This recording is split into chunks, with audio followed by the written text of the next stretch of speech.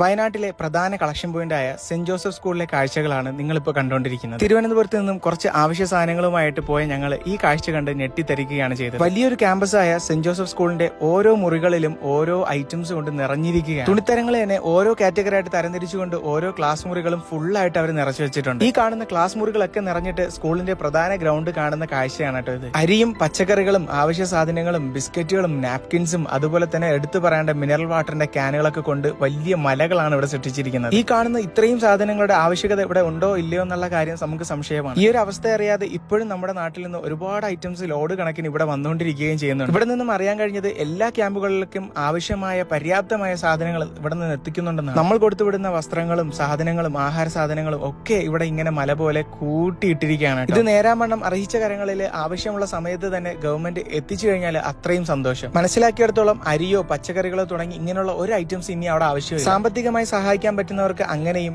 ഇനി വീടുകൾ നഷ്ടപ്പെട്ട ആൾക്കാർക്ക് പുതിയ വീടുണ്ടാക്കി കൊടുത്തു കഴിഞ്ഞാൽ അതിലേക്ക് വേണ്ട ഫർണിച്ചറുകളോ അതുപോലുള്ള ഐറ്റംസോ മാത്രമാണ് ഇനി നമുക്ക് അവിടെ ആവശ്യമായിട്ടുള്ളത്. ഓരോ ക്യാമ്പുകൾക്കും വേണ്ട സാധനങ്ങളാണ് അവിടെ നിരത്തി വെച്ചിരിക്കുന്നത്. മാത്രമല്ല ഇപ്പൊ തമിഴ്നാട്ടിൽ നിന്ന് പോലും അവിടെ സാധനങ്ങൾ ഒരുപാട് വന്നുകൊണ്ടിരിക്കുകയാണ്.